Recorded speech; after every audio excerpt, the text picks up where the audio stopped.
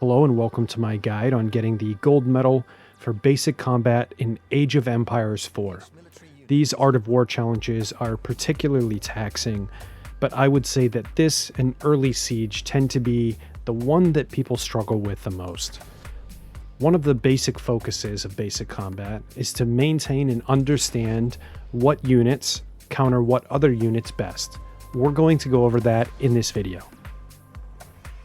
When you start off with this challenge, you're going to immediately develop your pikemen by clicking on the building.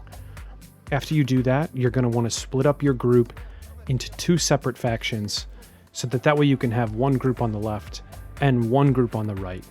This will allow you to divide the horsemen as they ride into town and make it easier to surround them and pick them off. As they come into town, you can signal to the enemy AI that you're standing there by sending one of your groups forward slightly in order to draw them away from the building. Another tactic that you could use is to get them to set the building on fire and then slowly draw the remaining troops that might be near the edge of the group into a single line formation and make it easier to defend. Monitor your troops' health and pull out any excess troops that might be low to keep them alive. You want to finalize this section between 0 and 2 deaths.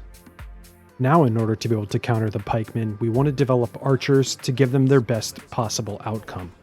You're going to split those groups similarly, as we did with our polearms, into two separate groups so that you have more accurate control for this strategy to come.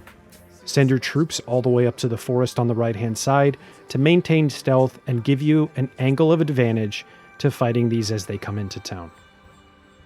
My general strategy for this is to send one group up to the north to pull my enemy, and the second group to be the centric point of my circle. The one will be sent around the center point as a radius. I know that the AI will only pull to that center point if I get them too close, so I can continue my troops the entire way around the village or around my center point as my archers in the middle continue to kill them as I circle them, keeping all of my troops safe for this entire challenge. It may take a little practice getting used to, but you're going to have to work to make sure that your closest target always stays just enough within range of your polearm enemies that you're fighting so that they don't latch on to your center point of the circle that you're constantly looping around. It is a little time consuming, but with a little perfection, you too can get into the point where you don't have to risk any archers for this part of the challenge. I did this because I tend to struggle with the latter parts of it. I hope this helps you too.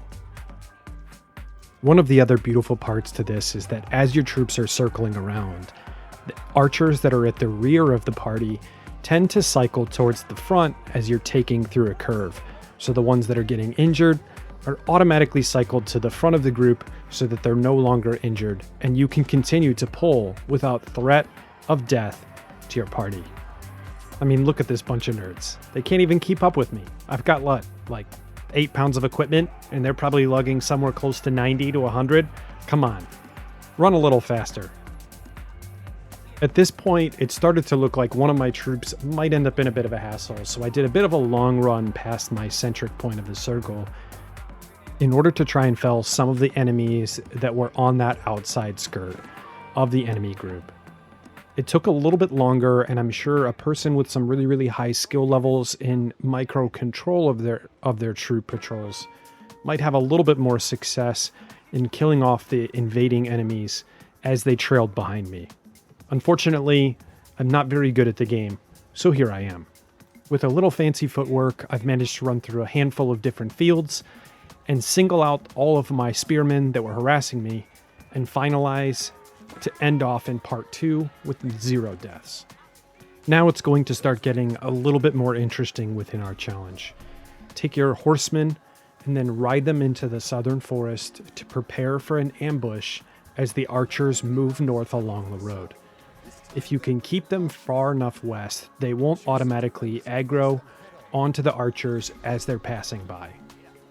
Make sure you produce those troops and get them to the forest relatively quickly, as the patrol does get here rather fast. I changed the formation of my horses to be a single line format and allow them to reach the archers roughly at the same time. This should help minimize some of the damage that ends up getting put on your horsemen, but you still need to monitor, unlike myself, all of your horsemen to make sure that you can get them away from the archers before they get killed. This should also help you reduce any deaths that would happen in fighting this group. You should typically be walking away from this combat sequence with 0 to 1 deaths of your horsemen's group. I really like this because I feel like it's Vision that's coaching me, even though I know that it's not him. But for this next part, you're really going to have to bring in the big guns, because this is where it starts to get more challenging, the last 2. You want to create one group of archers and one group of spearmen or pikemen in order to manage the battle between the spearmen and the horsemen. Split them into 2 separate groups and assign them controls so that way you can quickly have access to their engagements. Position your archers close to the church to give them distance, as we're going to use our spearmen to draw in the forces as they're attacking the northern tower, trying to set it on fire. 7 of the buildings can be burned down, and this gives us time to engage the troops as they come and try and pull them away from the remaining enemy forces. I tend to lose a lot of troops in this part of the challenge, but I've found slightly better results by controlling my spearmen to one specific target and getting my archers slightly closer to the combat, as this seems to speed up the time that they're focusing and engaging on specific targets, and increases the likelihood of survival of the rest of my troops. Make sure to head off any of the horsemen that start riding towards the archers with any excess spearmen that you have. I have seen it through other videos online, with people suggesting that you can pull some of the horsemen away from the fire and kill them, keeping the groups small and easy to counter, therefore increasing survivability.